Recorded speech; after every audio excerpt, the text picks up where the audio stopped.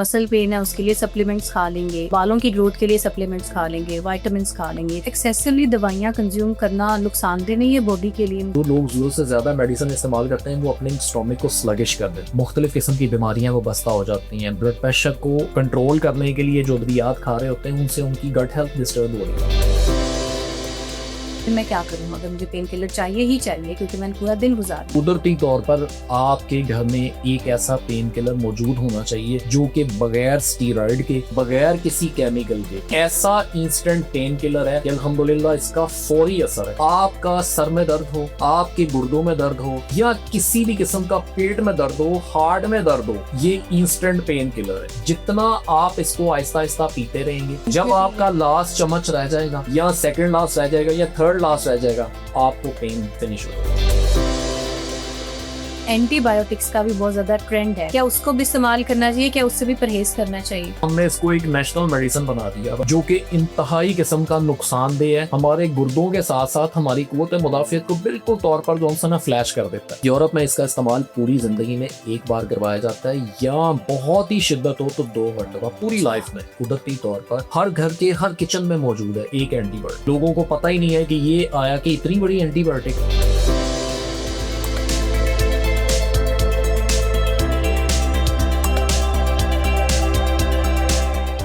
बिस्मिल्लाहिर्रहमानिर्रहीम, अस्सलाम वालेकुम। पब्लिक लाइफ से मैं सानिया मुमताज़ हाजिर हूँ एक नई एपिसोड के साथ। और आज जिस हेल्थ इशू के बारे में बात करने जा रहे हैं वो वेरियस हेल्थ इशूज़ हैं और हमारी लाइफ के साथ इस तरह से एफिलिएटेड हैं कि हमारा सोना, खाना पीना, उठना बैठना और हमारी जो जिस्मानी ग्रोथ होती है, फिजिकल ग्रोथ होती है, उसके साथ मुंसलिक होती है।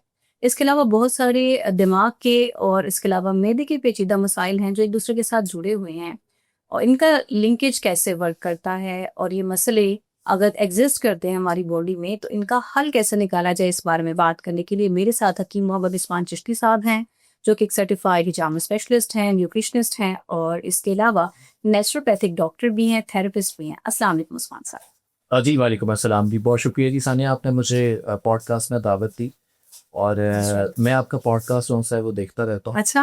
और माशाल्लाह आप बहुत टेकेटिव हैं और बहुत अच्छे तरीके से गुफ्तगू करते हैं। Thank you so much. बल्कि मैंने भी आपकी क्लिप्स देखी हैं, होपफुली ये भी अच्छा जाएगा आगे, क्योंकि बहुत सारे टॉपिक्स, जैसे मैं भी आपसे ऑफ कैम भी बात कर रही थी कि ये सारे वो मसले हैं जो मुझे लगता है मेरे साथ खुद हैं, तो डेफिनेटली व्यूअर्स को भी लगेगा कि ये सारे वो मसाइल हैं इंसान की ज़िंदगी में पाए जाने वाले जिनका हल हम जानना चाहते हैं।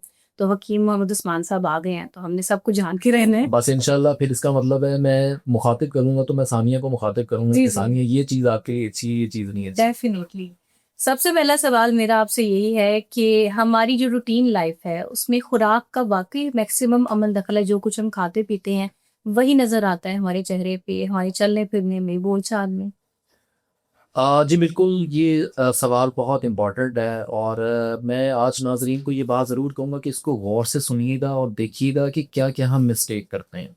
अच्छा, बेसिकली ग़िज़ा का हमारी बॉडी के अंदर बहुत अहम रोल है, मगर उसके साथ साथ हमारी फिज़िकली रूटीन भी बहुत ज़्यादा मैटर करती है। सही। हमारा स्लीपिंग आवर्स, हमारा ईटिंग आवर्स बड़ी मेजर चीज़ है। हमारे स्ट्रेस को कंट्रोल करना, हमारी बॉडी की मुकम्मल गट हेल्थ को कंट्रोल भी इसी चीज़ों ने करना होता है। नींद पर मुनहसर है। हमारी हैबिट्स, हमारी चलना फिरना, हमारा उठना बैठना भी इस पे मुयस्सर होता है। सम टाइम हम खाना खा रहे होते हैं मगर अच्छे पॉस्चर्स में नहीं खा रहे होते। ये मैं आज ये इस वजह से चीज़ कहना चाह रहा हूँ कि ताकि इस चीज़ का एक नॉलेज हो सके कि हम खाने को खाना समझ के उस खाने के टाइम सिर्फ खाने पे फोकस करें। हम देखते अब इन्हीं तौर पर हम करते ही हैं कि जैसे ही हम रात के डिनर पे हम घर जाते हैं, घर जाते साथ हम थके होते हैं, हम कहते हैं कि बेड पे ही हमें जौन सैनों को खाना मिल जाए और हमारे सामने मोबाइल हम रख लेते हैं, कोई स्क्रीनिंग रख लेते हैं या टीवी ऑन कर लेते हैं। हमारा जितना फोकस होता है ना वो सारा जौन सा ना हमारा फोकस ख़त्म हो जाता है। तो ये मैं चीज़ का लाजमी पॉइंट आउट करूँगा कि जब आप खाना खा रहे हो, चाहे आप ब्रेकफास्ट कर रहे हो या चाहे आप डिनर कर रहे हो, आपका फोकस जस्ट आपकी टेबल, आपके खाने पे होना चाहिए। इससे आपके अंदर जितने हार्मोन्स हैं उन पे ये चीज़ डिपेंड होती है कि हमने इस ग़िज़ा को हज़म करना है। अच्छा। हमने इस ग़िज़ा को डाइजेस्ट करना है और प्रॉपरली उसके एंजाइम्स हमारे जिस्म से जो से ना स्क्रीश होते हैं। अच्छा, अमूमी तौर पर होता ये है कि हम खाना भी खा रहे होते हैं और हम ये टाइम नहीं देख रहे होते वो टाइम क्या है। अमूमी तौर पर एग्जैक्टली हम अमूमी तौर पर ब्रेकफास्ट टाइम को हम उसको लंच टाइम पे दोपहर खा 12 लेते बजे हैं। खा रहे होते हैं। एग्जैक्टली और लंच टाइम हम अमूमी तौर पर जो सा ना वो मील हम इवनिंग मील ले रहे हाँ होते हैं। जी। ये चीज़ परफेक्शन बहुत ज़रूरी है। अगर ये चीज़ आप नहीं लेके आएंगे तो आपकी बॉडी में जो कॉर्टिसोल्स का लेवल है वो बहुत डाउन चला जाता है, जिसकी वजह से आप स्ट्रेस में आ जाते हैं, आप एनजाइटी के पेशेंट आ जाते हैं टाइम पे खाना ना खाने ना खाने की वजह से। और आप मुख्तलिफ किस्म की ये सोच रहे होते हैं कि पता नहीं मेरा ब्लड प्रेशर लो क्यों हो गया, मेरा हाई क्यों हो गया, या मुझे अक्सर मैं अभी अब्रॉड से भी मैं होके आया, मैंने ये चीज़ नोट की है। मैं बाकू भी गया हूँ, मैं उसके अलावा टर्की भी गया हूँ, सही। मैंने वहाँ पे डायबिटिक पेशेंट ही नहीं देखे, ओके। मैंने वहाँ पे एनजाइटी के पेशेंट नहीं देखे। वहाँ पे तबई उम्र लोगों की 120 साल 110 साल तक है। और तो मसला यहाँ पे क्या है? मसला यहाँ पे क्या चीज़ है, यहाँ पे हमारा फूड इनटेक सबसे बड़ी बात ये इन टाइम से नहीं है। ओके। हमारा ग़िज़ा का टाइम से होना बहुत बड़ी मैसर है, ये चीज़ इंतहाई इंपॉर्टेंट है। इसके अलावा हमारी स्लीपिंग आवर्स जो हैं वो उसमें परफेक्शन होनी चाहिए। कितनी देर सोना चाहिए? कौन सा बेस्ट टाइम है रात को सोने के लिए? अच्छा, एक तो हमने अपने लाइफस्टाइल को एंटरटेनमेंट ही बना लिया है मुकम्मल तौर पर, क्योंकि एवरी टाइम एंटरटेनमेंट आपकी बॉडी में जो सा ना वो लेजीपन लेके आती है। तो ओके। उस हवाले से सबसे बेस्ट जो सी चीज़ होती है कि आपका डिनर टाइम से हो। उसके अलावा आपका जो स्लीपिंग टाइम है वो 8 बजे के बाद आपकी बॉडी से एक हार्मोन रिलीज होता है जो कि आपके दिमाग को सिग्नल देता है कि अब आपको आराम कर लेना चाहिए, सो जाना चाहिए। मगर अमूमी तौर पर हम 8 बजे ऑन सना वो या तो किसी मैकडॉनल्ड के आगे होते हैं या KFC के आगे होते हैं। एग्जैक्टली। तो ये चीज़ हमें अपनानी तो हम चाहिए। कहते हैं हमारी लेट नाइट फूड क्रेविंग्स हैं। एग्जैक्टली, ये लेट नाइट जो ड्राइव है और लेट नाइट जो हमारा घर में ना होना, मौजूद ना होना, ये हमें स्ट्रेस की तरफ लेके जाता है, एनजाइटी की तरफ लेके जाता है। 11-12 बजे अगर हम खाना खा रहे हैं ना तो हमें नींद भी 3-4 बजे ही आएगी। लेकिन लोग कहते हैं आजकल नींद नहीं आती और फिर वो फोन देखते रहते हैं कि जब तक चलो नींद नहीं आती है मोबाइल देख लें। ये ठीक है? उन्होंने अपनी हैबिट को चेंज कर ली है ना। वो जो उनका कॉर्टिसोल का लेवल था उन्होंने उसको डिस्टर्ब कर दिया है। अब होता क्या है, जब तक वो स्क्रीनिंग टाइम को 1-1.5 घंटे तक कंज्यूम ना कर लें तो उनके दिमाग के सेल जोन से ना वो इतने वीक हो जाते हैं कि वो सिग्नल ही नहीं पहुंचाते कि तुम्हें अब रिलैक्स हो जाना चाहिए। अच्छा, यानी उनको वाकई नींद नहीं आ रही होती है उस वक्त पे। ये एक एंजाइटी का बहुत बड़ा इशू है। और एक ठीक बात है। याद रखिएगा, अगर आपका स्लीपिंग और ईटिंग टाइम परफेक्ट नहीं है, आपकी गट हेल्थ डिस्टर्ब है और आप एक इन फ्यूचर में आप दिमागी मसाइल के बहुत ज़्यादा सामना करना पड़ेगा, बहुत ज़्यादा मसाइल का। अब मुझे ये बताएं, एंग्शियसनेस, स्ट्रेस जो हमारी रूटीन का हिस्सा बन चुकी है, लो कोर्टिसोल और बहुत से मसाइल हैं, अब इसका क्या कोई तिब्बी हल भी है या सिर्फ मेडिसिन पे ही रिलाई करना पड़ता है? अच्छा, सबसे पहले नंबर पे मैं ये चीज़ें तो सारी डिस्कस हो गई, लोग सुन तो लेते हैं मगर इस पर अमल नहीं करते। मगर आज मैं एक चीज़ बात बता दूंगा कि आप अपने कॉर्टिसोल लेवल को कैसे नॉर्मलाइज कर सकते हैं, बैलेंस कर सकते हैं और अपनी एनजाइटी और डिप्रेशन को कैसे कम कर सकते हैं। सबसे पहले नंबर पे बात ये है कि सुबह मॉर्निंग में जल्दी उठें। ओके। आप अगर पिछली रात लेट सोए हैं, अगर आप सुबह जल्दी उठेंगे ना तो रात आप जल्दी नींद आ जाएगी। फिर लोग कहते हैं हमने जब कहीं जाना नहीं है, कोई काम नहीं है, तो उस दिन हम क्यों जल्दी उठें? आप जल्दी उठें, ब्रेकफास्ट करें। अच्छा। ब्रेकफास्ट में सबसे ज़रूरी चीज़ जो कि लोग स्किप कर जाते हैं, ये मैं आज इस वजह से बता रहा हूँ, ये मेंटल हेल्थ के लिए भी बहुत अच्छा है। सही। लोग दूध का इस्तेमाल नहीं करते, हाँ। अंडे का इस्तेमाल रोज़ाना नहीं कर रहे होते। वो कहते हैं गर्मी है अंडा नहीं खाना, ये कॉन्सेप्ट गलत है। हम कहते हैं हम सिर्फ चाय पियेंगे और जाग जाएंगे। मैं चाय के लिए बात करूँगा और इस मौजू को बाद में डिस्कस करते हैं। तीसरे नंबर पे हम फ्रूट का इंटेक नहीं कर रहे होते। यस। हमें एक एप्पल या एक कोई भी ऐसा फल जो कि मौसमी फल है वो लाजमी तौर पर इंटेक करना चाहिए सुबह मॉर्निंग के टाइम, ओके। ताकि हमारे ब्लड के अंदर भी प्योरिफिकेशन रहे, हमारी गट हेल्थ भी बेहतर रहे, उसके साथ साथ हमारी मेंटल हेल्थ भी बेहतर रहे। मैं ये तो नहीं कहूँगा कि नाश्ते में तमाम चीज़ें खाना शुरू करते हैं, मगर कम से कम ऐसी चीज़ों का इंतखाब किया जाए जो कि प्योर ऑर्गेनिक हो, कोई भी प्रोसेसिंग फूड ना हो। इवन ब्रेड भी ना हो फिर? मैं ये मशवरा देता हूँ कि किसी किस्म की बेकिंग प्रोडक्ट्स नहीं होनी चाहिए। ओके। आपके पास नेचुरल डाइट होनी चाहिए और उसका इंटेक करें। थोड़े बहुत ड्राई फ्रूट भी शामिल करें ताकि ये आपकी मेंटल हेल्थ के लिए भी बहुत अच्छा है। और ये रूटीन होनी चाहिए। एग्जैक्टली, ये आपका ब्रेकफास्ट अगर जिस शख्स का अच्छा है ना, उस शख्स को कभी मेमोरी लॉस प्रॉब्लम नहीं होगी। जिस शख्स का ब्रेकफास्ट अच्छा है उसका ब्लड शुगर लेवल भी नॉर्मल रहेगा, इसके अलावा उसके अंदर एनर्जेटिक रहेगी, पूरे दिन उसका काम बड़ा परफेक्शन तरीके से होगा। और तीनों मील्स में से सबसे ज्यादा अहम क्या होता है?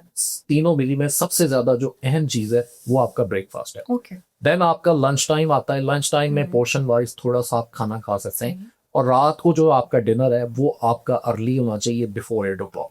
ठीक देन है। आप खुद महसूस करेंगे कि मेरी गट हेल्थ भी इसमें बेहतर है। अच्छा हकीम साहब, कुछ लोगों ने खुद की डॉक्टरी बनाई होती है।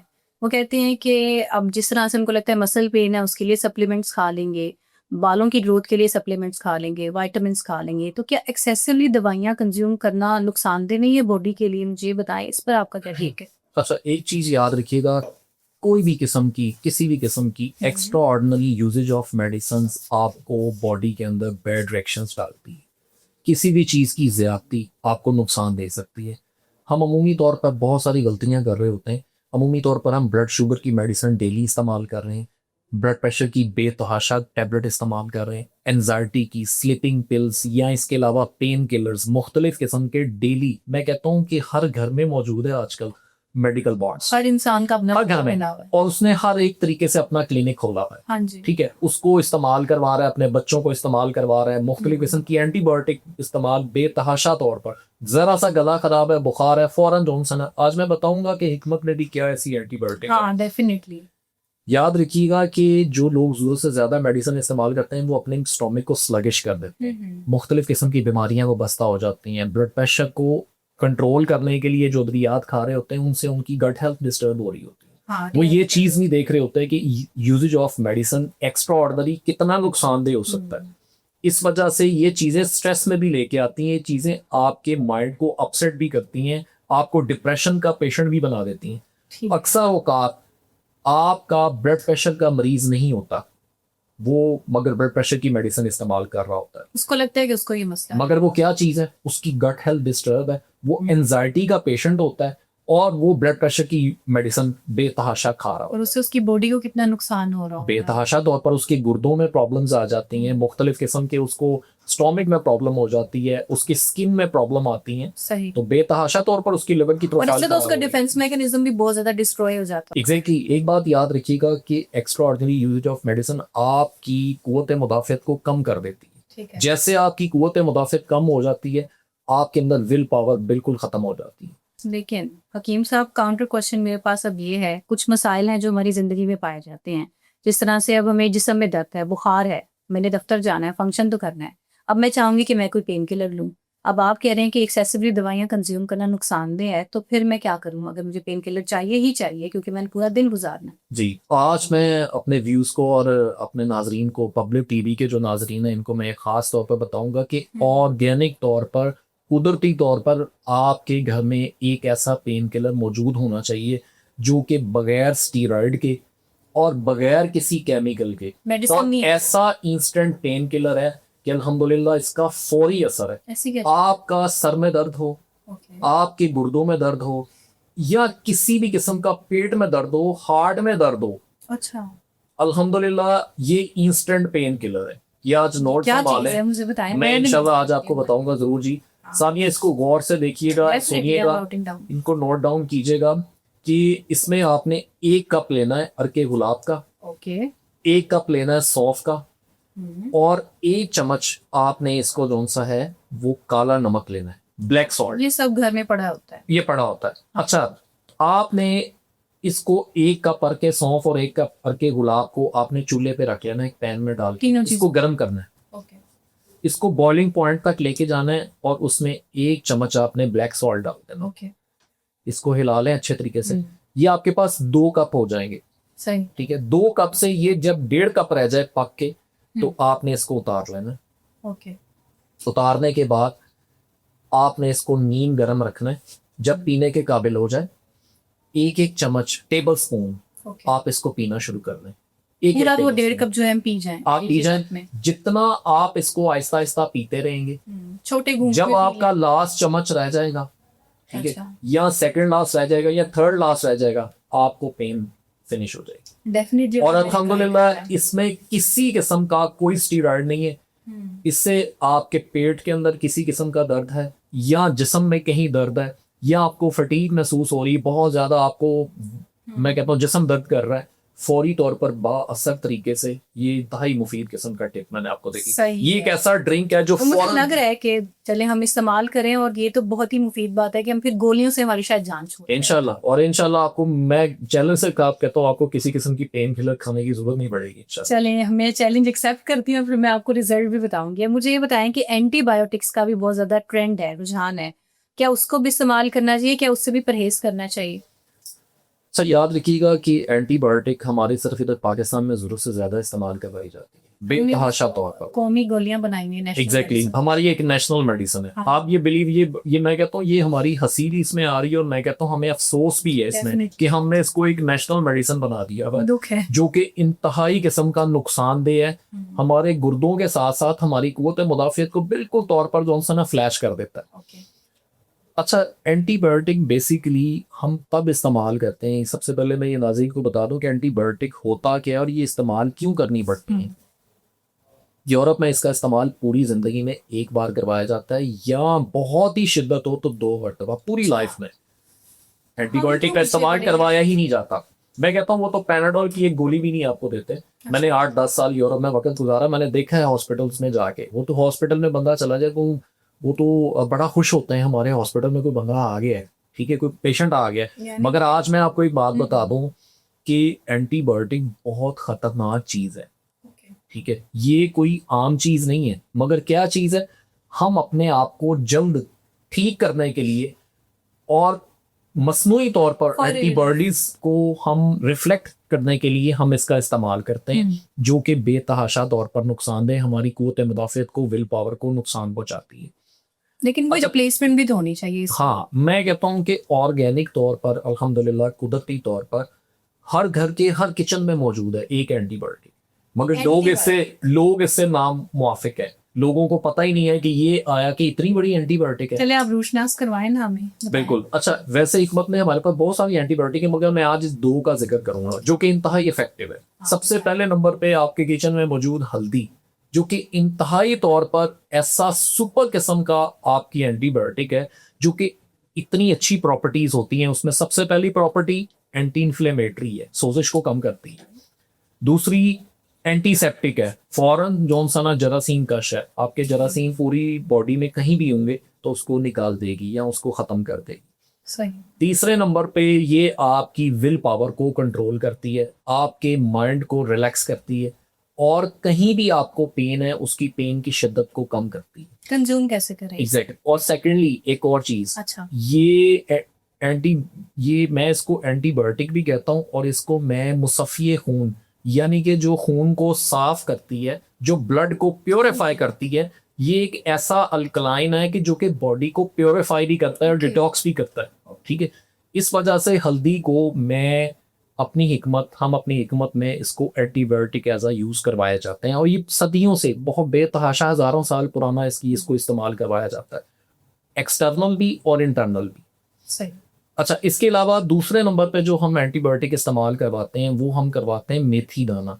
मेथी दाना में भी ऐसी प्रॉपर्टीज शामिल है जिसमें जो एंटी इन्फ्लेमेटरी भी है, सोजिश को कम करती है, एंटीसेप्टिक भी है, उसके साथ साथ मुसफ़िए खून भी है, यानी कि ब्लड को प्योरीफाई भी करती है। दोनों की इस तरह की खासियत है। और ये अल्हम्दुलिल्लाह ये हमारी हिकमत की 2 ऐसी एंटीबायोटिक है जो कि बेतहाशा तौर पर फायदेमंद चीज़ है। इसका जो इस्तेमाल है, यूजेज, वो बहुत आसान है। चाहे आप दोनों को मिक्स करके भी इस्तेमाल कर सकते हैं या दोनों को सेपरेटली भी इस्तेमाल कर सकते हैं। बच्चों के लिए ये तकरीबन चमची का तीसरा हिस्सा, जी, ठीक है, और जो अडल्ट हैं उनके लिए चमची का आधा हिस्सा भी है, और शिद्दत की सूरत में टी स्पून भी इस्तेमाल की जा सकती है, चाहे वो दूध के साथ हो चाहे वो पानी के साथ हो। ये डिपेंड ऑन है कि उसकी कैफियत कैसी हैं और वो किस टेम्परेचर में उसको इस्तेमाल किया। बुजुर्ग लोग भी इससे इस्तेफादा हासिल कर सकते हैं। बुजुर्ग लोग भी, जो ख़ास तौर पर वो ख़वातीन या वो बुजुर्ग जो कि मुख्तलिफ किस्म की बीमारियों में मुब्तला हैं, सोजिश में हैं, गुर्दों की सोजिश में हैं या जिगर की सोजिश में हैं, या इसके अलावा उनको जॉइंट्स पेन का इशू है। इसको इस तरह से, जिस तरह से आप कह रहे हैं कि चम्मच में लिया और खा लिया, ऊपर से पानी पी लिया, एग्जैक्टली ऐसे इस्तेमाल कर सकते हैं। दूध में भी डाल सकते या दूध में भी डाल के पी सकते हैं और पानी के अंदर भी मिक्स करके पी सकते हैं। हल्दी एक, मैं कहता हूँ, ऐसा सुपर तरीन ऐसा एंटीबायोटिक है जो कि फौरी बाअसर है। ठीक हो गया। अब मैं थोड़े डाइजेशन के मसाइल आपसे जानना चाहूंगी। हकीम साहब, मुझे बताएं कि कॉन्स्टिपेशन जी। बड़ी कॉमन प्रॉब्लम बनती जा रही है हर दूसरे तीसरे इंसान को, या तो पेट खराब है या इंडाइजेशन इश्यूज हैं, लेकिन कॉन्स्टिपेशन बहुत ज्यादा प्रिवेल करती है। अब इतने पेशेंट्स बढ़ क्यों रहे हैं पाकिस्तान में कॉन्स्टिपेशन की? पहले तो मुझे वजह बताएं, फिर मुझे ये बताएं। लोग कहते हैं कि हमेशा कॉन्स्टिपेशन का हल यही होता है कि गोली खा लो, गोली खा लो, और कोई इसका हल नहीं है। क्या वाकई गोलियों पर रिलाई करना चाहिए या इसका भी कोई नेचुरल हल है? अच्छा, बेसिकली कॉन्स्टिपेशन उन लोगों को ज्यादा होती है जो कि डिहाइड्रेशन का शिकार होते हैं, जिनकी बॉडी में खुश्की पैदा हो। अच्छा, हमेशा याद रखिएगा कि उन लोगों में खुश्की पैदा होती है ज़रूरत से ज़्यादा जो कि या तो फ्रूट का इस्तेमाल नहीं कर रहे होते, वेजिटेबल का इस्तेमाल नहीं करते, पानी का कमी का शिकार होते हैं, पानी अच्छे तरीके से इनटेक नहीं कर रहे होते, या वो लोग जिनकी फिजिकली रूटीन अच्छी नहीं होती। ओके। याद रखिएगा, जो कॉन्स्टिपेशन है यहाँ तो वो बुजुर्ग लोगों में ज्यादा होती है जिनका चलना फिरना कम हो जाता है, या जिनकी बॉडी में बहुत ज्यादा ड्राइनेस आ जाती है आफ्टर 60। है और जो यंगस्टर के अंदर जो तादाद देखी गई है वो उन लोगों में देखी गई है जो कि जिनका थोड़ा सा ऐसा वर्क स्टेशन है जहाँ पे उसका बैठने का काम ज्यादा है। मैं अक्सर, मुझे कल कॉल आई एक ऐसा पेशेंट जिसकी उम्र जस्ट 19 ईयर ओल्ड, 19 से 20 ईयर ओल्ड, और उसका वो एक ऐसा वर्क स्टेशन पे काम कर रहा है जो कि नाइट जॉब है। और वो कहता है हम यहाँ पे 7 जो सा है वो बॉयज़ हैं जो कि 7 के 7 कॉन्स्टिपेशन का शिकार है। तो हकीम साहब, मैंने आपकी वीडियो देखी, तो क्या वजह है कि हम कॉन्स्टिपेशन हमें क्यों होती है? तो मैंने बुनियादी तौर पर एक उनसे जिक्र किया कि आप कॉफ़ी या चाय के कितने कप पीते हैं? कहते पूरे नाइट में हम 4 से 5 तो पी लेते हैं। जो बैठने वाला काम होता है, जैसे मैं भी 6-8 घंटे बैठती हूँ तो मैंने चाय तो पीनी है। अच्छा, और सालिया वो 4 से 5 घंटे नहीं, वो कम से कम 7 से 8 घंटे बैठते हैं, और वो उस दौरान 4 से 5 कॉफी या चाय के कप पी रहे हैं। उनकी बॉडी में बहुत ज्यादा डिहाइड्रेशन हो रही है। वो कहते हैं हम पानी भी पी रहे हैं, हम खाना भी खा रहे हैं, हम बाहर भी चले जाते हैं, हम अंदर भी आ जाते हैं, मगर प्रॉपरली उनका मेन कॉज ये था कि वो चाय और कॉफी का जरूरत से ज्यादा इस्तेमाल था। वो फ्रूट जो कि जिनमें पानी का इंटेक ज्यादा होता है वो बिल्कुल नहीं करते। इसके अलावा वो लेग्जेटिव किस्म की चीजें फाइबर फॉर्म में नहीं ले रहे होते। हमेशा याद रखिएगा, जो फ्रूट छिलके वाले होते हैं जिसमें सेब है, इसके अलावा आपके पास आड़ू आ जाता है, इसके अलावा आपके पास पियर आ जाता है, इसके अलावा आपके पास जो सा है ये अमरूद आ जाता है। ये ऐसे सुपर फूड है, ऐसे लेग्जेटिव तरीन फ्रूट है जिससे आपकी कॉन्स्टिपेशन का मुकम्मल हल मौजूद है विद फ्रूट। अच्छा, तीसरे नंबर पे, लास्ट नंबर पे मैं आपको एक बात बता दूं कि एक फ्रूट है जिसको हम खजूर कहते हैं। जी जी। ये कॉन्स्टिपेशन का इलाज है। अच्छा। और सेकंड ड्राई फ्रूट जो इस्तेमाल होता है वो इंजीर है। ये कितना कंज्यूम करना चाहिए इन केस कॉन्स्टिपेशन या फिर बचने के लिए? अगर आप डेली 1 से 2 खजूरें खा रहे हैं ना, तो आपको पूरी लाइफ में रोजाना खा रहे हैं तो आपको किसी किस्म की कॉन्स्टिपेशन नहीं होगी। अच्छा, इंशाल्लाह। सही। और इंजीर का इस्तेमाल ऐसा है कि ये तो नबी करीम सल्लल्लाहु अलैहि वसल्लम की सुन्नतों में से सुन्नत है कि ये भी बवासीर का और कॉन्स्टिपेशन का मुकम्मल तरीन इलाज है। ठीक है। याद रखिएगा कि अगर आपकी कॉन्स्टिपेशन मुसलसल रहे ना, तो ये कॉलन कैंसर पे तब्दील हो जाती है। और कॉलन कैंसर आपकी बॉडी में अगर होना शुरू हो जाए, स्टार्ट हो जाए, तो ये आपकी पूरी बॉडी को लेके बैठ जाता है। बवासीर होना आम सी बात है, मुंह में छाले निकलना कॉन्स्टिपेशन से एक आम सी बात है। हाई ब्लड प्रेशर रहना, शुगर रहना, फैटी लिवर रहना, एंजाइटी, डिप्रेशन, और स्किन की बहुत सारी डिजीज, क्योंकि अगर आपके अंदर जहरीले मवाद ज़्यादा देर तक महफूज रहें तो वो आपकी बॉडी को मुख्तलिफ किस्म के नुकसान पहुंचा सकती हैं। आपके स्किन को जौन सा ना वो ख़राब कर सकती हैं, जिसकी वजह से आपके ब्लड की प्योरीफिकेशन ख़त्म हो सकती है।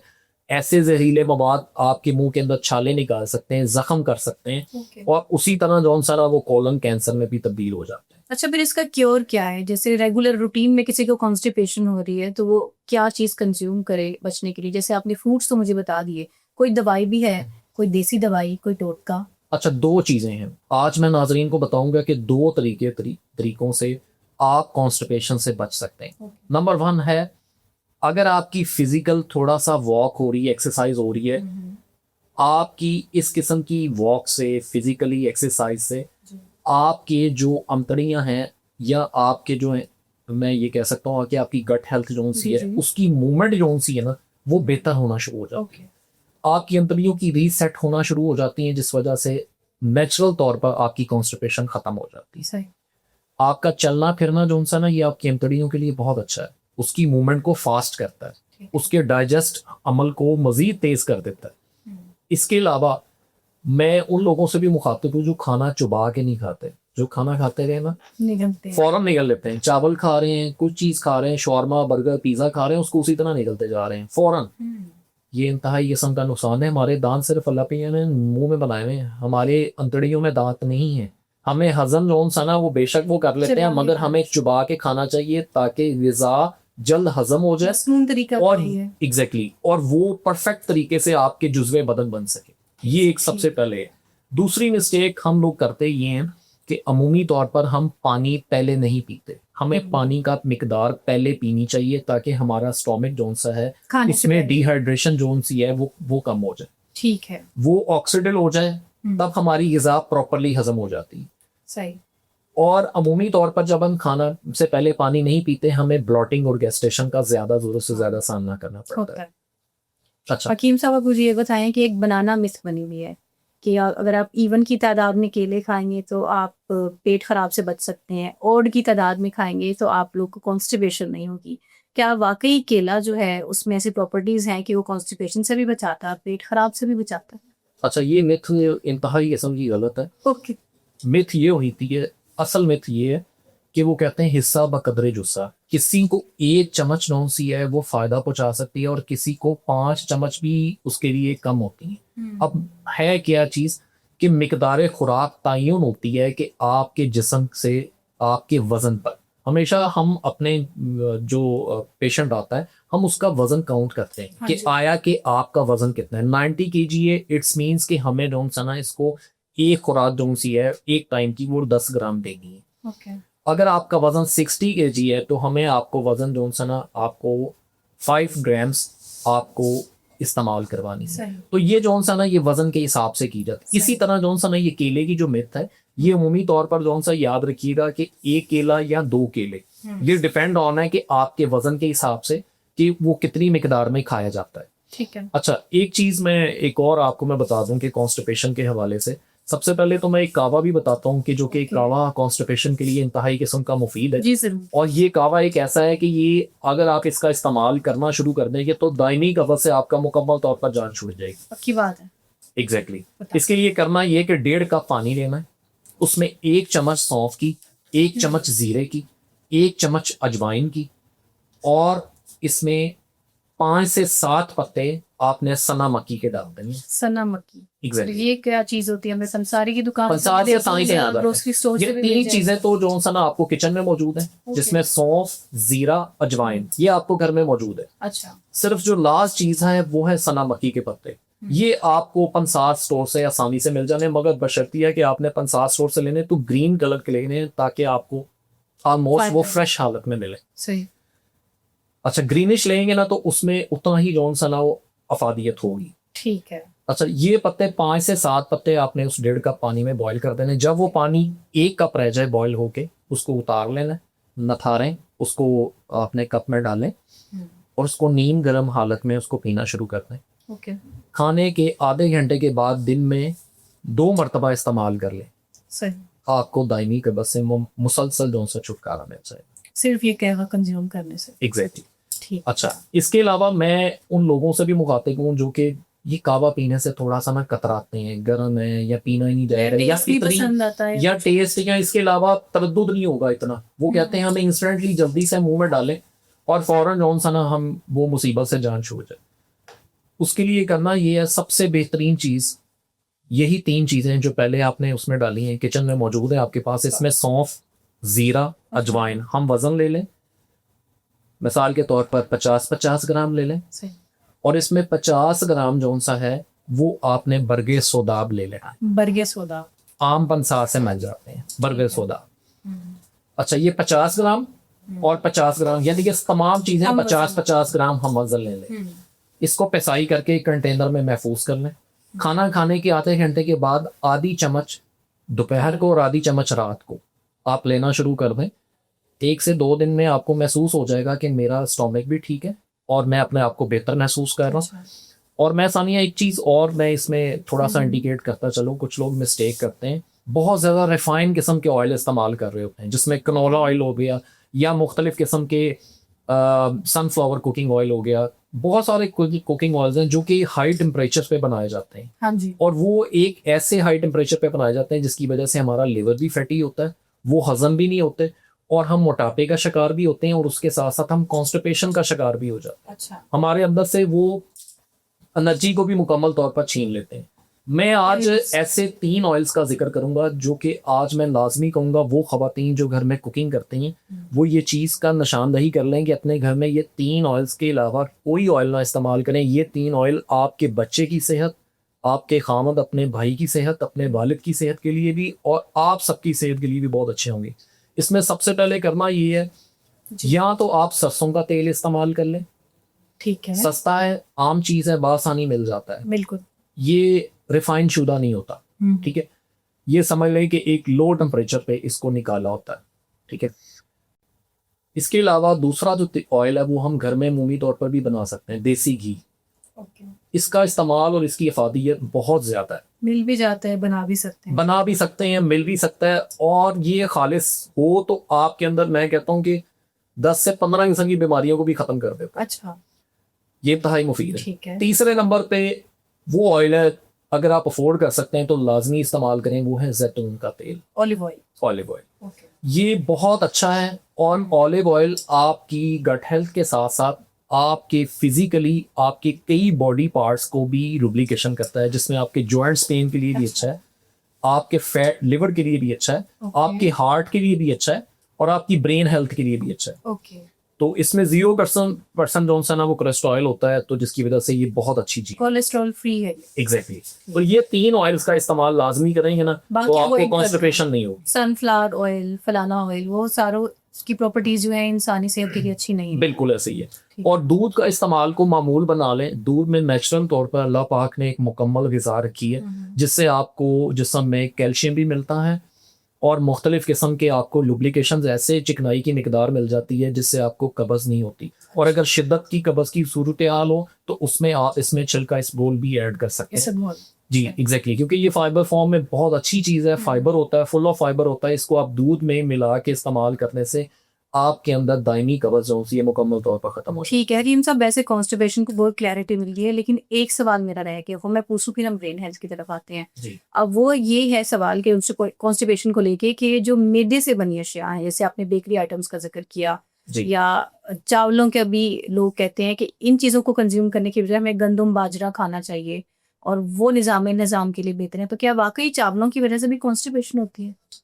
जी बिल्कुल, असल में हमारी ग़िज़ा का बहुत अमल दखल होता है इसमें। चावल जो से है ना वो बहुत ज़्यादा जो से असरअंदाज है। मैदे वाली चीज़ें, मैदे वाली चीज़ें, मैं पहले भी एक बात कह चुका हूँ कि जिस चीज़ में सोडा शामिल है, चाहे वो पाउडर सोडा हो, पाउडर सोडे में हमें तमाम किस्म की बेकरी की अशिया आ जाती हैं, और चाहे वो वाटर सोडा हो, वाटर सोडे में हमें तमाम किस्म की ऐसे बेवरेजेस आ जाते हैं, कार्बोनेटेड ड्रिंक्स आ जाते हैं जो कि हमारे ख़ास तौर पर स्टोमिक को बहुत ज़्यादा स्लगिश कर देते हैं। अब याद रखिएगा, आप नान के अंदर सोडा डालते हैं, बिल्कुल आप वो नान खाते हैं, वो फूल के ना इतना ज़्यादा हो जाता है, आप उसको पानी में भिगो के रखते हैं ना किसी बर्तन में, तो वो नहीं, वो फूल जाता है। आप ये देखें कि जब वो हमारे अंदर जाएगा, हमारी बॉडी में से तमाम किस्म की पानी की मिकदार को कम कर देगा और कॉन्स्टिपेशन का बाइस बनेगा, क्योंकि उसके अंदर सोडा है।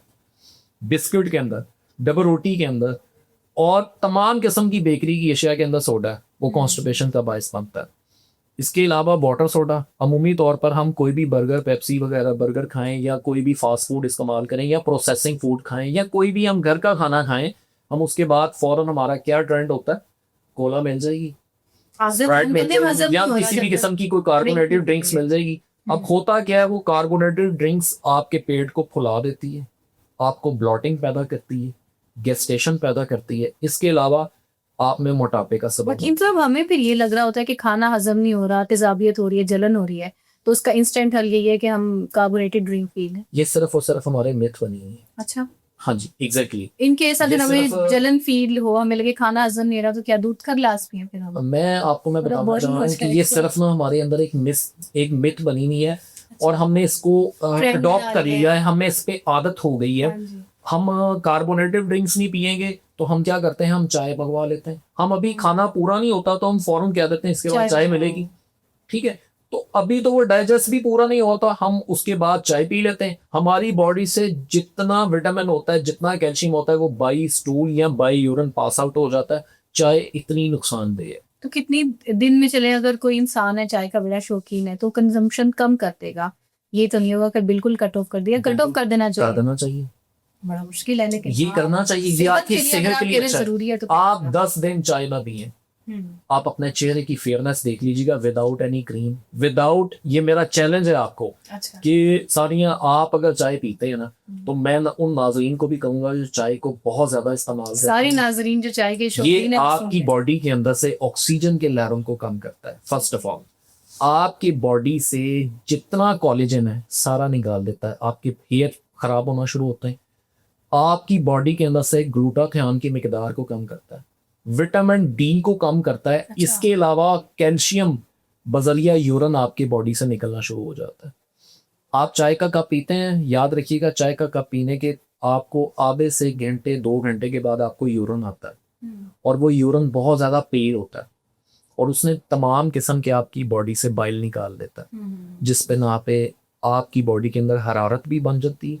इसके अलावा चाय के असर सिर्फ 3 से 4 घंटे रहता है या 2 घंटे रहता है, उसके बाद फिर आपको चाय की तलब होती है अगर आप उस चीज के आदी हैं।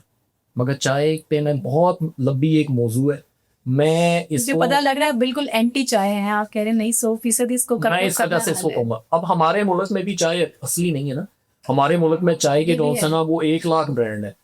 हाँ, हमारे मुल्क में अगर कोई असली है तो वो कॉफी असली है। अच्छा, ठीक है, क्योंकि उसके 3-4 ही ब्रांड है सिर्फ। सही, ठीक है, और वो भी सिर्फ पाकिस्तानियों के पास नहीं है, वो भी दूसरे गैर मुल्की गैर तो मुल्की के इसलिए पास उसको है। यकीन कर सकते। मैं इस वजह से कहता हूँ कि चाय से बेहतर है आप ब्लैक कॉफी पी लें, सही। वो आपके लिवर के लिए अच्छी है, लिवर को डिटॉक्स करती है, लिवर की प्रोफाइल के लिए अच्छी है। ठीक। आप चाय की बजाय ब्लैक कॉफी पी लें, वो ज्यादा बेहतर है। पत्ती का और दूध का जो कॉम्बिनेशन है ना, वो आपके स्टोमिक के लिए अच्छा नहीं है, बस ये ज़हन रखो। हो गया। अब हम ब्रेन हेल्थ की तरफ बढ़ते हैं। अब मुझे बताएं, क्या खुराक जो होती है दिमागी सेहत को भी उसी तरह से मुतासर करती है जैसे फिजिकल हेल्थ को करती है?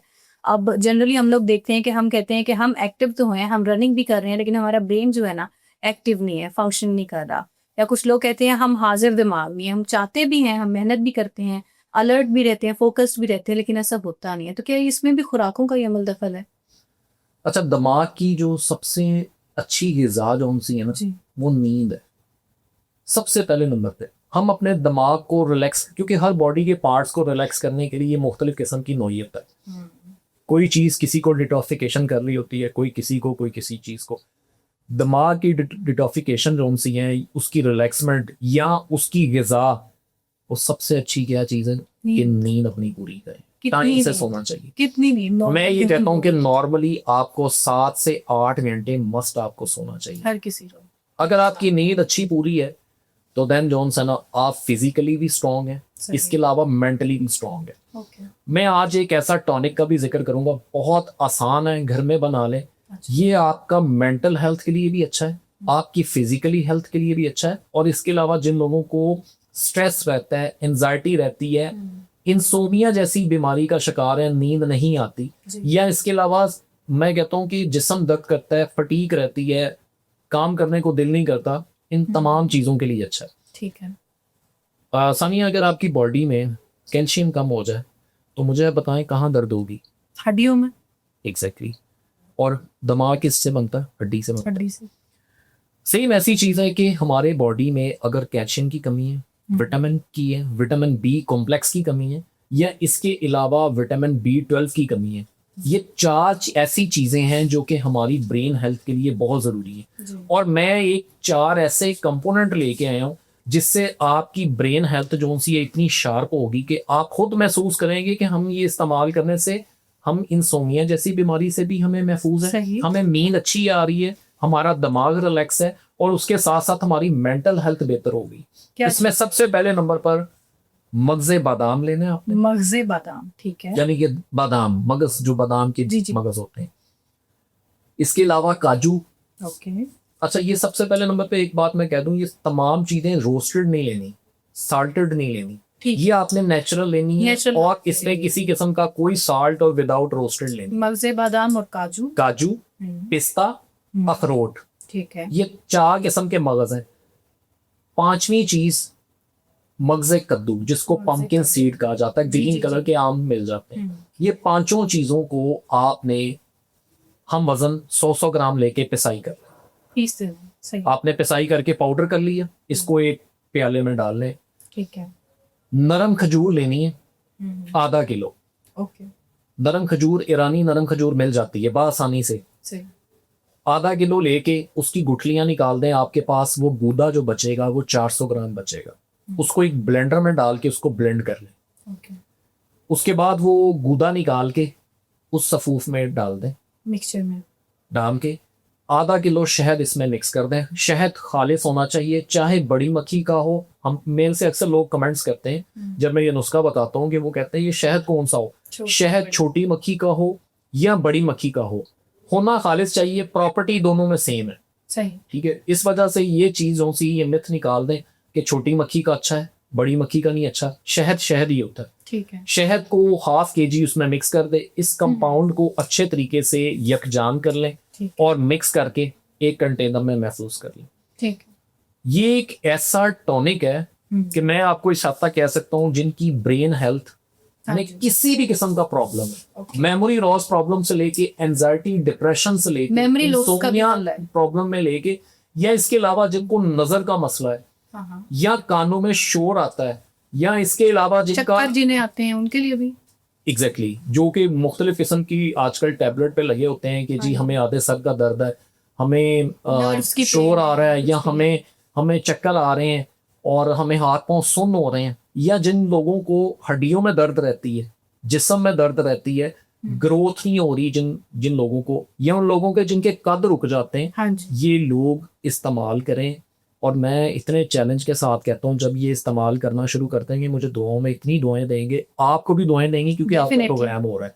डेफिनेटली। ये इस कंपाउंड को दूध के साथ 1-1 चम्मच सुबह शाम इस्तेमाल करें और अल्हम्दुलिल्लाह इसका इतना अच्छा रिजल्ट है, इतना परफेक्ट रिजल्ट है कि खुद उनकी बॉडी में तमाम किस्म की न्यूट्रस पूरे हो जाएंगे। ताकत भी। अगर विटामिन डी की कमी है वो पूरी हो गई, कैल्शियम की कमी है वो पूरी हो गई, विटामिन बी कॉम्प्लेक्स है वो पूरा हो गया, सही। और इस किस्म की तमाम किस्म की न्यूट्रस उसकी बॉडी में मिल जाएंगे।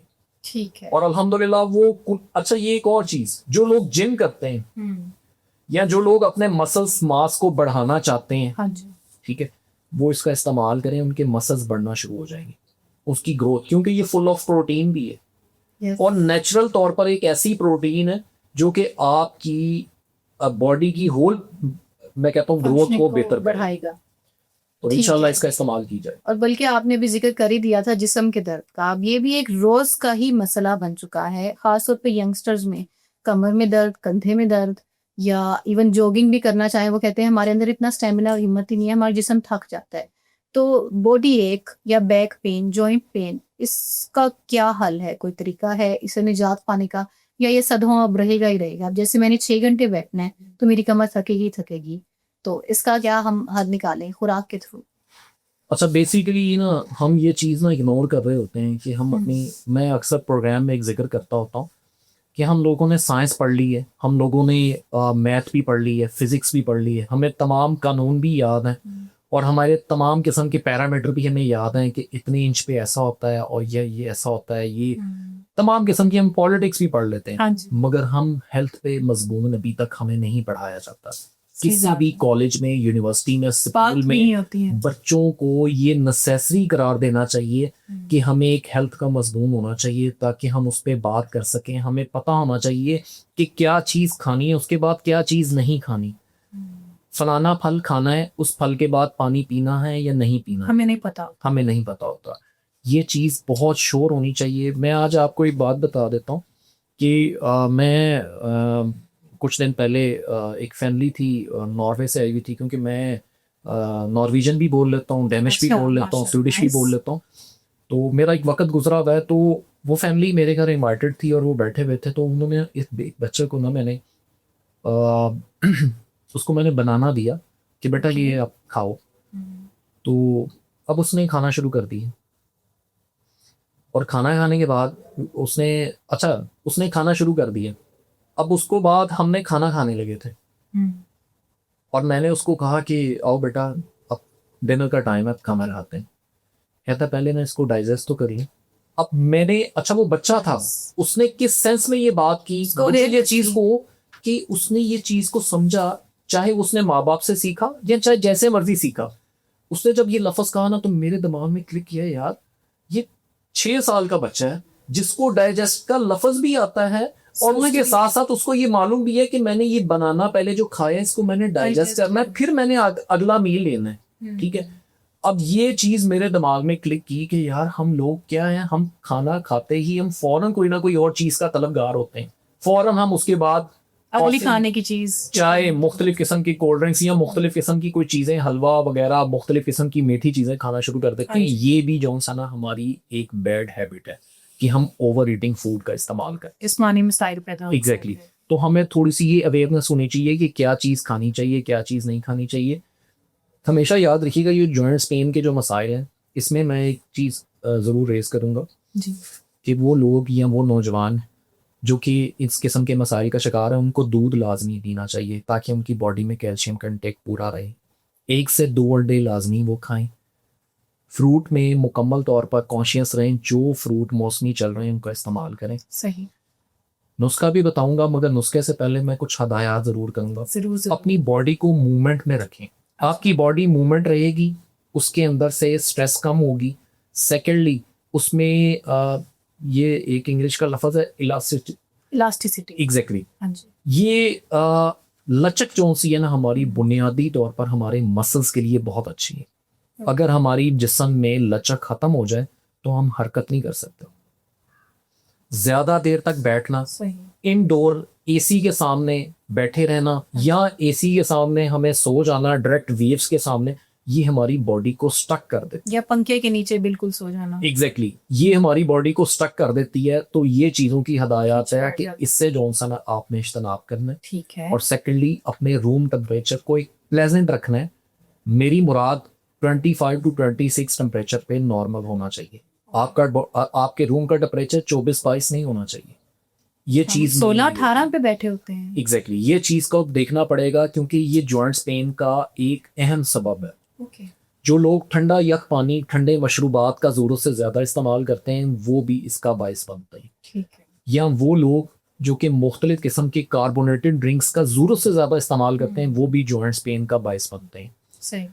आज मैं आपको एक ऐसी रेमेडी बता देता हूँ, इंतहाई आसान है, जो कि जॉइंट्स पेन के लिए भी बहुत अच्छी है। और वो लोग जो कि कमर दर्द और जिस्म के पट्ठों में दर्द का शिकार हो जाते हैं उनके लिए बहुत अच्छी चीज़ है। सबसे पहले मैं ये चीज़ का कहूँगा कि इसमें 2 रीज़न भी हो सकते हैं। एक रीज़न वो जिनको मुसलसल तौर पर जो सा यूरिक एसिड का मसला रहता है। हाँ जी। बुनियादी तौर पर यूरिक एसिड जो सा ना हमारी हड्डियों के दरमियान, हमारा जिगर जब ग़िज़ा को एक हज़म के दौरान जो सा ना उसके अंदर एक केमिकल होता है जिसको कहते हैं प्योरीन। प्योरीन की मिकदार बढ़ने की वजह से हमें यूरिक एसिड होता है।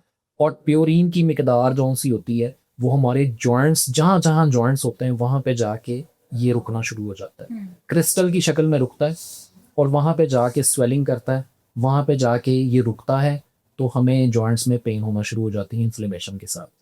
एक तो रीज़न यूरिक एसिड की होती है। बिल्कुल। दूसरी रीज़न होती है कि जब हमारी बॉडी में डेफिशिएंसी हो जाए।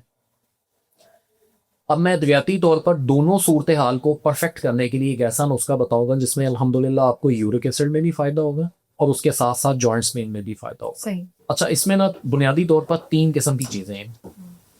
इसमें सबसे पहले नंबर पर अलसी है, अलसी, कमरकस है, ठीक, मेथी दाना है। सही। ये 3 चीज़ों को हम वज़न पे सही कर लें। कमरकस भी इन्हीं की तरह कोई बीज है? कमरकस बिल्कुल एक ऐसे जो से हैं, ये एक समझ लें कि एक ऐसी जड़ी बूटी है जो कि बाजार से या पंसार से बआसानी मिल जाती है। अलसी जिसको फ्लैक्सीड कहा जाता है, ठीक है। ये तीनों चीज़ों को, अलसी, कमरकस और मेथी दाना को हम वज़न पे सही कर लें। पिसाई करने के बाद 1-1 चम्मच, चाहे आप इसको नीम गर्म दूध के साथ या चाहे पानी के साथ, ठीक है। नौजवानों की खुराक में इसको 1/2 टीस्पून लें और बूढ़े लोग जो से इसको 1-1 टीस्पून भी ले सकते हैं। सही। इसका इस्तेमाल 2 टाइम है और अल्हम्दुलिल्लाह ये जॉइंट्स पेन का एक मुकम्मल तरीन इलाज है।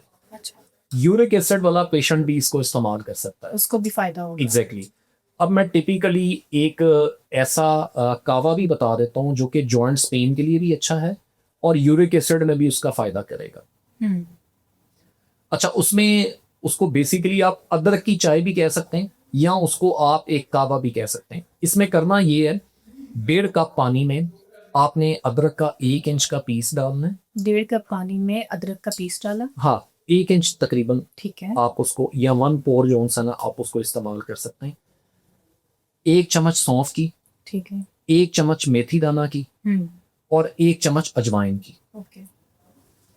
1.5 कप पानी को आप जब ये 1 कप रह जाए पक के हम्म, तो इसको नथार लें, स्टेन करने के बाद 1 कप में डाल के आप इसको पी लें। इस चाय को खाने के बाद ये आपके जिस्म से अगर यूरिक एसिड की मिकदार ज़्यादा होगी उसको भी नॉर्मल कर देगा। ठीक है। इसके अलावा अगर जिस्म में किसी भी किस्म की कोई दर्द भी होगी, तकलीफ भी होगी, उसको भी कम करेगा और हजम में भी आपकी डाइजेस्ट सिस्टम को भी, गट हेल्थ को भी बेहतर करेगा। ये कावा बहुत अच्छा है उन लोगों के लिए जिनको जॉइंट्स पेन का प्रॉब्लम है। ठीक है हकीम साहब, बहुत सारी सेहत के मसाइल हमने डिस्कस कर लिए हैं। कुछ ना ज़ाहिरी खूबसूरती की बात कर लेते हैं। कुछ लोगों को अभी भी रंग गोरा करने का कॉम्प्लेक्स है और इसी कॉम्प्लेक्स को ना कंपनीज कैश कर रही हैं। बहुत सारी कंपनीज हैं जो ऐसी ऐसी ब्यूटी क्रीम्स मार्केट में ला रही हैं जिनसे कैंसर हो रहा है स्किन का, जिनसे लेयर्स छिल रही हैं स्किन की। और अब एक नई तहकीक रिसर्च सामने आई है जिससे ये पता लगा है कि जो ब्यूटी क्रीम्स हैं इनमें मरकरी जो एक्सेसिव मिकदार में पाई जाती है उससे लंग्स के भी मसले बन रहे हैं। तो इस पे वैसे मुझे अपनी राय देते हैं। अच्छा, ये बुनियादी तौर पर जितनी भी क्रीम्स हैं ना, इनमें तमाम किस्म का स्टीरॉइड्स ही होता है आपके फेयरनेस को ब्राइट करने के लिए। बेसिकली मैं आज आपको एक बात बता दूं, हमारी बॉडी में कोलेजन का बहुत अहम रोल है, जी। ग्लूटाथायोन का बहुत अहम रोल है। अगर ये हमारी बॉडी में नहीं है, चाहे आप कितनी भी किस्म की मल्टीपल किस्म की क्रीम्स का इस्तेमाल कर लें, वो आपको नुकसान ही देगी। तो क्या इनको हम नेचुरोपैथिक तरीके से वो भी भी मैं आपको प्रोड्यूस कर सकते हैं? एग्जैक्टली वो भी मैं आपको मैं बता देता हूँ। मगर जिस चीज़ में मरकरी है ना, वो आपको कुछ वक्त के लिए तो चलो सूटेबल ठीक है। अगर आपने अगर टाइम बीइंग इस्तेमाल कर लिया तो उसके बाद आपने लिमिट कर दिया तो दैट्स ओके। मगर अगर मुसलसल इस्तेमाल करते जाएंगे तो ये वाकई ये आपके गुर्दे के लिए भी नुकसान देगा और उसके साथ साथ आपके फेफड़ों के लिए भी नुकसान देगा। अमूमी तौर पर ये आपकी स्किन के लिए भी नुकसानदेह हो जाता है क्योंकि एक वक्त आता है कि आपकी जो अपर लेयर होती है उसको इतना थिन कर देती है आपकी ब्यूटी क्रीम्स कि इतनी सेंसिटिव कर जाती है कि हल्की सी भी यूवी रेस आपको फौरन मुलाजमा कर देता है, आपको फौरन बंद कर देता है। आप अक्सर औकात देखते हैं कि जो भी ब्यूटी क्रीम्स ये इस्तेमाल करते हैं, कोई भी किसी भी किस्म का कोई भी फिजिशियन होता है, जब वो राइट करता है ना तो उसके नीचे ब्रैकेट में लिख देता है कि आपने ये सन ब्लॉक इस्तेमाल करना है। उसकी वजह ये होता है कि अगर वो सन ब्लॉक नहीं इस्तेमाल करेगा तो वो पेशेंट मलाजमा का शिकार हो जाएगा। बेसिकली ये अपर लेयर को एक किस्म का रद्द कर देती है जितनी भी ब्यूटी क्रीम्स है।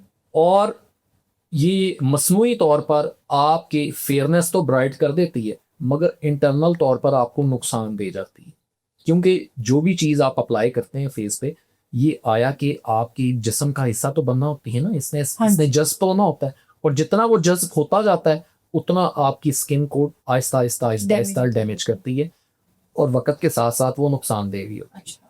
इस वजह से मैं ये चीज़ ज़रूर कहूँगा, एक तो चीनी का इस्तेमाल खाने के लिए बंद कर दें, लगाने के लिए शुरू कर दें। चीनी लगानी होती है, वाइट शुगर की आप बात कर रहे हैं? जी, मैं आज इस वजह से, अब आपने ब्राइटनेस पे ये बात बड़ी की नई ना, बात मैंने सुनी है, रंग साफ करने के लिए चीनी भी है। अब आपने एक और नई बात सुनेंगे, अच्छा।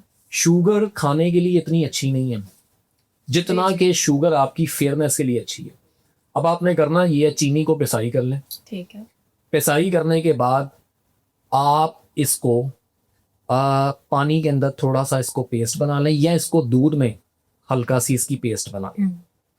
बना के तो इसको अपने चेहरे पे रब करना शुरू कर दें। तो स्क्रब बन गया हमारा। एग्जैक्टली। और ये स्क्रबिंग आप हल्का हल्का स्लाइटली तौर पर करना शुरू कर दें और उसके बाद 5 से 7 मिनट के लिए इसको लगा हुआ छोड़ दें। ओके। अच्छा, जिनको एक्नी है वो इसमें थोड़ा सा लेमन भी डाल सकते हैं। ओके। ठीक है। कम से कम जो सा ना इसको 1.5 से 2 मिनट तक इसका मसाज करें, उसके बाद इसको लीव इट कर दें तकरीबन कम से कम 15 से 20 मिनट के लिए। आपके स्किन की ब्राइटनेस के लिए, आपके स्किन को नीट भी करती है, साफ भी करती है, इसके अलावा आपके अपर जो लेयर होती है उसको मुकम्मल तौर पर ब्राइट कर देती है। ठीक है। मैं अब आपकी बात को, टॉपिक को चेंज इस वजह से किया कि कुछ लोग जो सा ना ये क्रीम्स का, मुख्तलिफ किस्म की क्रीम्स का इस्तेमाल जो करते हैं, इसके जितने भी साइड इफ़ेक्ट है ना, वो उनको नज़र तब आते हैं कि जब वो कम से कम 5 से 7 साल उनके गुजर जाते हैं मुसलसल विलन का नुकसान इस्तेमाल। जब हो चुका होता है। तो फिर जो उनसा ना उसका कोई हल नहीं होता, फिर उनको या तो मुलाजमा हुआ होता है या फिर उनकी स्किन बहुत ही ज़्यादा जो सी है ना वो डल हो जाती है। ओके। इस वजह से मैं इन सब चीज़ों से बचने के लिए नेचुरल तौर पर मैं चीनी का खाने का इस्तेमाल के लिए बहुत सख्त नुकसानदेह है, मगर इसको एक्सटर्नल तौर पर इसके फ़ायदे बहुत हैं। मैं चीनी का इस्तेमाल इस सूरत में कर रहा होता हूँ, तो इस वजह से वो पेशेंट जो कि चीनी का इस्तेमाल करना चाहते हैं ना, उनको चीनी से बहुत ज़्यादा लाइक करते हैं, तो वो चेहरे पे लगाना शुरू करने चलें जी, से अगर आपको चीनी पसंद है तो आप खाएं नहीं, लगा लें, इससे आपका फायदा होगा। खाने से हकीम साहब ने कहा नहीं, फायदा नहीं होगा। अच्छा, एक और अपीयरेंस की बात, अब चेहरे के बाद हम आ जाते हैं बॉडी इश्यूज की तरफ। आम तौर पर हम देखते हैं कि मोटापा जो है ना सिर्फ बीमारी है बल्कि इंसान का कॉन्फिडेंस डाउन कर देता है। हमें अपना आप अच्छा नहीं लग रहा होता, अपनी पसंद के कपड़े पूरे नहीं आ रहे, चलने फिरने में प्रॉब्लम हो रही है, और इसके अलावा जिस्मानी मसाले और बीमारियां अलग हैं। तो अब ये जो कॉमन प्रॉब्लम है ये बढ़ क्यों रही है, इसकी वजह क्या है? इस टाइम पे पाकिस्तानी जनरेशन में क्यों बहुत ज्यादा प्रिवेल करती जा रही है? अच्छा, ये मोटापा जो सा है हमारे पाकिस्तान में बहुत तेज़ी से बढ़ रहा है। अच्छा, ये पहले तो जो सा ना ये देखा ही गया था कि जो लोग बड़े खुश खुराक होते थे, या वो लोग, मैं ये कह सकता हूँ कि जो साहिब हैसियत होते थे, जी, जी। उन लोगों की बीमारी कहा जाता था। लेकिन उनमें मगर ताकत अब होती जो थी। सा ना ये गरीब गुरबा की भी बीमारी हो गई। मोटा है लेकिन अंदर से बेचारे में जान ही नहीं है इंसान में, क्या फायदा है ऐसा मोटा होने का? बस मैं अब आपको एक चीज़ का बता देता हूँ कि मोटापा बेसिकली बहुत सारी बीमारियों को क्लेम कर रहा होता है, उसको साथ मिक्स कर रहा होता है। मोटापा बजाते खुद एक बहुत बड़ी बीमारी। बिल्कुल। अच्छा, मोटापा उन लोगों को होता है या तो किसी किस्म का कोई उनको इनहेरिटेड या हार्मोनल इश्यूज की बिना पे हुआ, Yes.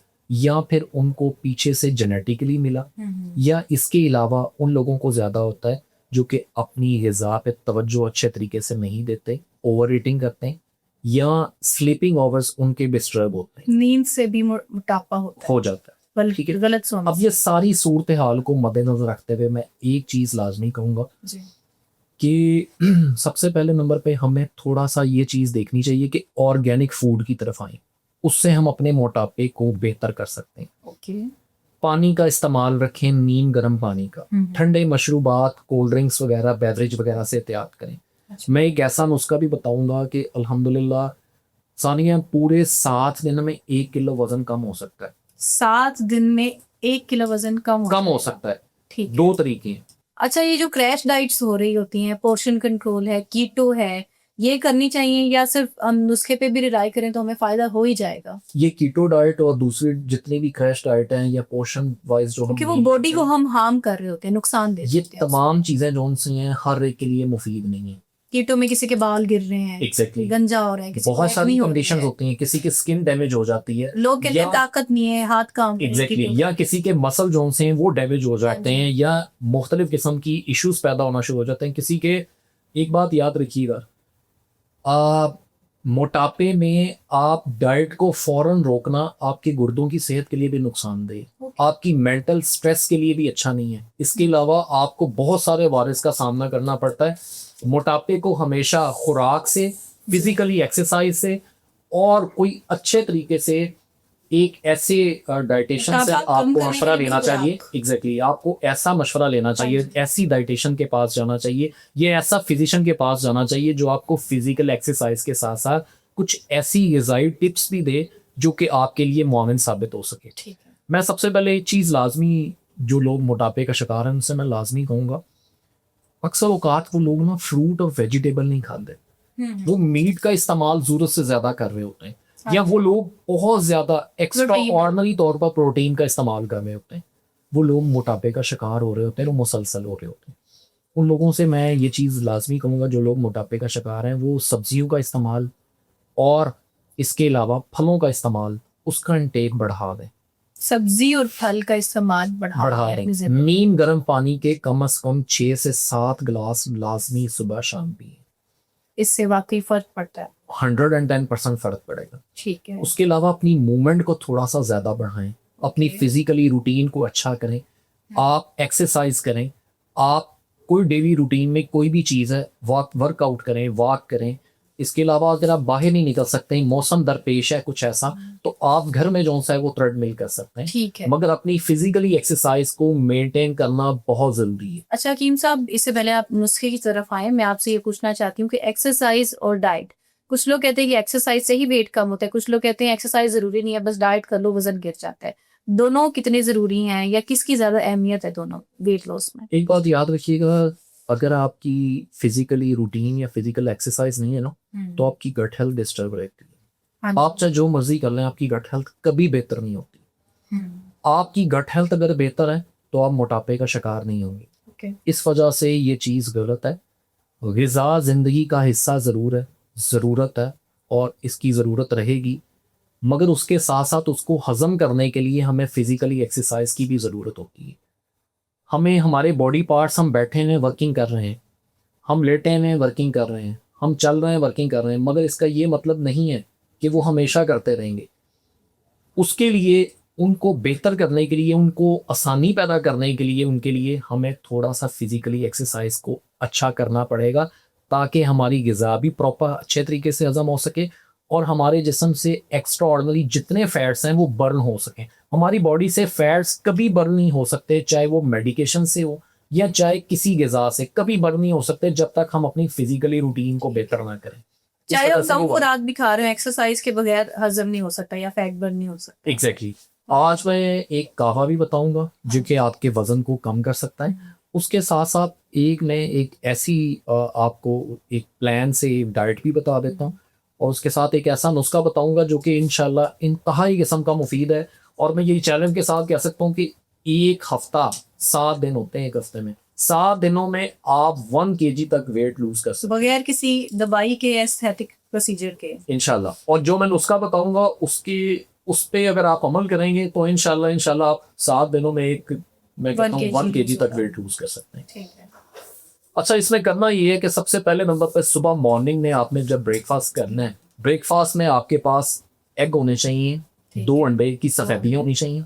एग वाइट सिर्फ 2 अंडे की सफेदियां, और उसके साथ आपने एक ग्रीन टी होनी चाहिए आपके पास और एक एप्पल होना चाहिए। ओके। और 2 आपके पास खजूरें होनी चाहिए। ये आपकी ब्रेकफास्ट में शामिल है। ओके। लंच में आपके पास जो है वो 100 ग्राम मीट होना चाहिए, कोई भी चिकन, मटन, जो आपके पास मीट होना चाहिए 100 ग्राम, ताकि आपके मसल्स जो हैं वो भी स्ट्रॉन्ग रहें। और यही नुस्खा कंज्यूम करना है, कोई एक्स्ट्रा चीजें नहीं खानी हाँ, में। इसके अलावा आपके पास इवनिंग में फिर आपने जो है ना कोई भी चना चाट ले सकते हैं, कोई भी लोबिया चाट ले सकते हैं। हाँ। ठीक है, मगर वो सिर्फ और सिर्फ यही ग्रेन्स ले सकते हैं, इसके अलावा कोई और सीड्स नहीं लेना है। अच्छा, रात के वक्त आपने 8 बजे अपना जो भी आपने गंदम की रोटी या आपने जौ की रोटी या किसी किस्म की ब्रेड के साथ, ख़ास तौर पर घर की ब्रेड के साथ, आप चपाती के साथ कोई भी सालन खा सकते हैं। 8 बजे के बाद मुंह पे जिप लगा लें, कोई चीज़ खाने 8 बजे के बाद कुछ नहीं खाना। सुबह जब आप उठेंगे ना तो आपको क्रेविंग होगी, आपको पेट में इंतहा किस्म की क्रेविंग होगी, तब आप में ग्रीन टी का इस्तेमाल कर लेना। सही। आपकी बॉडी से जितनी एक्स्ट्रा ऑर्डिनरी वेस्ट होगी, चाहे ट्राइबल एसिड बढ़े हों, लिपिड्स बढ़े हों या किसी भी किस्म का कोलेस्ट्रॉल आपकी बॉडी में इंक्रीज हो, तमाम किस्म का बाई स्टूल और बाई यूरिन आपको निकल जाएगा। ठीक। ये एक्स्ट्रा फैट आपके बर्न करने के लिए सबसे बेटर चीज़ है ये डाइट चार्ट। यानी कि 1 महीने में 4 किलो वजन कम हो जाएगा इस डाइट चार्ट के अकॉर्डिंग, अगर एक हफ्ते में 1 किलो। एग्जैक्टली। मगर शर्त ये है कि जो मैं आपको चीज़ बता रहा हूँ, और किसी किस्म का स्वीटनर इस्तेमाल नहीं करना। मेरी मुराद सफ़ेद चीनी से बिल्कुल ला ताल्लुक ही कर रहे हैं, कोई मीठी चीज़ नहीं खानी। एग्जैक्टली। फ्रूट खा सकते हैं किसी भी किस्म का, वो आप इंटेक कह सकते हैं। नेचुरल तौर पर अगर किसी चीज़ में शुगर शामिल है तो वो इस्तेमाल कर सकते हैं। ठीक हो गया।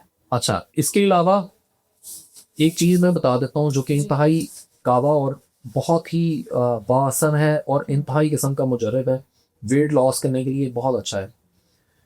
इसमें करना ये है कि आपने काला जीरा लेना है, 1 चम्मच, 1.5 कप पानी, काला जीरा, एक काला चम्मच, जीरा 1.5 कप 1.5 कप पानी में, 1 चम्मच सफ़ेद जीरे का, सही। 1 चम्मच अजवाइन का, 1 चम्मच मेथी दाने का, ओके, और 1 चमची बरगे सोदाब की।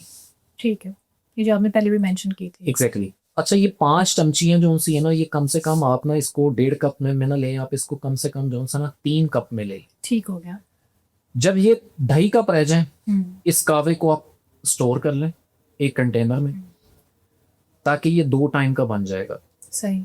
आप 1 कप सुबह खाली पेट भी ले सकते हैं, और खाना खाने के 1 घंटे के बाद भी ले सकते हैं। फौरन नहीं लेना, खाना खाने के तकरीबन आध या 1 घंटे के बाद, दिन में 2 टाइम आप इस्तेमाल करें।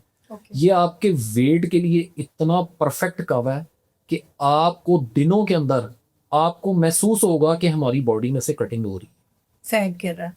एग्जैक्टली। इसके अलावा, इस कावे के अलावा, अच्छा पहले 1-2 दिन शायद आपको यूरिन ज्यादा आए, या इसके अलावा आपको हल्का फुल्का आपका पेट लूज भी हो सकता है, मगर आपने घबराना बिल्कुल नहीं है। ये सिर्फ 1-2 दिन ही होगा। जैसे आपका स्टोमिक उसको इन्हेंस कर लेगा, आपको सिस्टमेटिक तरीके से उसको संभाल लेगा, अडेप्ट कर लेगा, तो आपको वो बेहतर हो जाएगा, आप वो नॉर्मलाइज हो जाएंगे, फिर वो हमारी रूटीन बन जाएगी। एग्जैक्टली। अब मैं वो नुस्खा बताने लगूं जो कि इंस्टेंट तौर पर वो लोग जो कि वजन को कम करना चाहते हैं, फौरी तौर पर अपने आप को वजन को मुनासिब तरीके से कंट्रोल करना चाहते हैं। अच्छा, ये मैं नुस्खा उन लोगों के लिए भी है जो वजन को कंट्रोल करना चाहते हैं या अपने वेट को लॉस करना चाहते हैं, दोनों इस्तेमाल कर सकते हैं। क्योंकि मेरे पास अक्सर लोग सवाल करते हैं कि जी ये तो आपने बता दिया है मोटापे को कम करना, कंट्रोल कैसे कर सकते हैं? तो ये इस नुस्खे से कंट्रोल भी कर सकते हैं। ताकि कुछ लोग होते हैं ना जो कि बेहतियाती तौर पर ग़िज़ा का इस्तेमाल भी कर लेते हैं, मगर वो चाहते हैं हमारा वेट भी कंट्रोल करे। हाँ। तो ये चीज़ उनके लिए भी है और दोनों सूरत हाल की भी। अच्छा, इसमें बड़ी आसान सी चीज़ें हैं और जो कि बासानी तौर पर पंसार से मिल जाती हैं। सबसे पहले नंबर पर सौंफ है, नाखूना, काला ज़ीरा, सफ़ेद ज़ीरा, बरगे सौदाब है और अजवाइन है। अच्छा, ये तमाम चीज़ों को हम वज़न पिसाई कर लें। सही। पिसाई करने के बाद एक कंटेनर में महफूज कर लें। आधी चम्मच सुबह शाम खाने के आधे घंटे के बाद इसका इस्तेमाल शुरू कर दें। अल्हम्दुलिल्लाह मैं चैलेंज के साथ कहता हूँ कि 7 दिनों में 1 kg तक उसका वेट लूज होगा। सिर्फ इसको हमने अगर ये प्रैक्टिस ग़िज़ा की, कावे की और साथ इसकी रखेंगे, और इंशाल्लाह वो फिजिकली एक्सरसाइज भी अगर साथ रखेंगे, तो मैं कहता हूँ 1 किलो से भी ज्यादा गिर सकते हैं। 2 किलो गिर जाए, 2.5 किलो। ये डिपेंड करता है कि आपके अंदर जितने फैट्स हैं वो कितने हार्ड है। और अल्हम्दुलिल्लाह मैंने अभी रिसेंटली एक ऐसी वर्किंग खातून थी जो कि अल्हम्दुलिल्लाह गैरिजन में जॉब करती थी, तो अल्हम्दुलिल्लाह उनका वेट मैंने लॉस किया है और सिर्फ इसी चीज से किया है, और अल्हम्दुलिल्लाह वो बहुत रूटीन फॉलो की अल्हम्दुलिल्लाह। चले माशाल्लाह, अच्छी बात है। हकीम साहब, वैसे तो मैंने सारे जो टॉपिक्स एक्सप्लोर करने थे कर लिए हैं। 1-2 सवाल हैं जो मुझे लगता था कि मिथ्स हैं या फैक्ट्स हैं, मैं आपसे पूछ लूंगी, और मैं अक्सर ही पूछती हूँ जब हमारा ये पब्लिक लाइफ पे सेगमेंट होता है। अब जिस तरह से डिटॉक्स ड्रिंक्स का मैं आपसे जिक्र पहले भी कर ली थी, कि मुझे बताएं कि अब वाकई ये बॉडी को डिटॉक्स करती हैं, या चीज़ें होती हैं हमें लगता है कि एग्जिस्ट कर रही हैं लेकिन वो सिर्फ मिथ्स होती हैं, या फैक्चुअली ऐसा है कि डिटॉक्स ड्रिंक्स इस तरह से फल डाल देना, सब्जियां डाल देना और उसके बाद वो वाला पानी पीना, हमें लगता है हाँ इससे हमारी बॉडी डिटॉक्स हो गई, ऐसा होता है? जी बिल्कुल जी। हमारी बॉडी को क्लीनिंग करने के लिए, क्योंकि मैं थोड़ा सा लफ्ज़ आसान कर देता हूँ, लोग थोड़ा सा डिटॉफिकेशन से थोड़ा सा मालूम नहीं है जी, तो मैं आसान कर देता हूँ कि हमारी गट हेल्थ के लिए जो पानी के अंदर मुख्तलिफ़ तरीके से हम वेजिटेबल या फ्रूट का मिक्सचर करके एक डिटॉफिकेशन वाटर बनाया जाता है, एक ख़ास ऐसा किस्म का पानी बनाया जाता है। ये पानी अमूमी तौर पर काफ़ी हद तक जो है ना वो फ़ायदा भी करता है, मगर बेसिकली ये थोड़ा सा ट्रेंडिंग में भी शामिल है। अच्छा, क्योंकि जो चीज़ स्मूथ तरीके से हमें एक क्लियरेंस वाटर में नज़र आ रही होती है कि इसमें जो है ना वो हमें गाजर भी नज़र आ रही है, इसमें मूली भी नज़र आ रही है, इसमें मुख्तलिफ किस्म के फल भी नज़र आ रहे हैं, बड़ा खूबसूरत लगता है। ये आजकल ट्रेंड में बड़ा अच्छा लग रहा होता है, क्योंकि वैसे तो ट्रेंडिंग में जो सा ना ये हमारी वाटर बॉटल है ना, ये भी हमारी हाथ में ट्रेंडिंग में। कि हमने हाथ में बॉटल पकड़ी, ये एक ट्रेंड है। पिए ना पिए वो ठीक अलग है। बात है। तो ये भी एक जो सा ना वो ट्रेंड में शामिल हो गया है। सो इस किस्म का ये भी एक ट्रेंड है। मगर इस ट्रेंड में एक चीज लाजमी है कि जब भी हम ये फ्रूट को, वेजिटेबल को जब रखते हैं, तो कम से कम इसका रखने का मकसद ये होता है कम से कम वो उसमें 12 से 14 घंटे तक डिप रहे। ओके, तब जाके उसके अंदर से जितने ऑक्सीडेंट एलिमेंट है वो पानी के अंदर शामिल हो। लेकिन हम ये रूटीन तो नहीं करते अगर हम- 12-15 घंटे की, हाँ, तो ऐसे बस अगर डाल हम देते हैं। ऐसा नहीं करेंगे तो पानी के अंदर उसका डालना बेअसर हो जाता है। ओके, क्योंकि कम से कम उसके 12 से 14 घंटे के बाद जितने उसके एलिमेंट्स होते हैं वो पानी के अंदर तकसीम हो जाते हैं। ठीक है, आप ये कहें कि घंटे 2 घंटे में तकसीम हो जाए, ऐसा बिल्कुल भी नहीं। सही। या तो आप उसको ब्लेंड करके पी रहे हैं तो फिर तो वो बात समझ में आती है कि जी उसमें हर चीज़ अब शामिल हो गई। ठीक है, अगर हम उसको ब्लेंड करके नहीं पी रहे, वैसे रखा हुआ है, तो वो कोई 1-2 घंटे में उसमें मुख्तलिफ किस्म के विटामिन एंजाइम्स आपको नहीं मिलेंगे उस पानी के अंदर। ठीक है। तो ये चीज़ जो सी है ना मेजर रखें कि कम से कम अगर आपने उसको पीना ही है तो उसको 12 से 14 घंटे तक उस फ्रूट या उस वेजिटेबल्स को पानी में डिप करके बॉटल को, तो फिर जो है ना उस पानी को पिया जाए, फिर उसके इफेक्ट डबल होंगे इंशाल्लाह। ठीक हो गया। अब ये डिटॉक्स वाटर की मिथ्स आपने जानी और इसके अलावा बाकी बहुत सारी फायदेमंद चीजें आप ये यकीनन आज के पॉडकास्ट से सीखी होंगी। कमेंट सेक्शन में हमें जरूर बताइएगा कि आपको आज की एपिसोड कैसी लगी। इसी के साथ ही मुझे इजाजत दीजिए। अल्लाह हाफिज।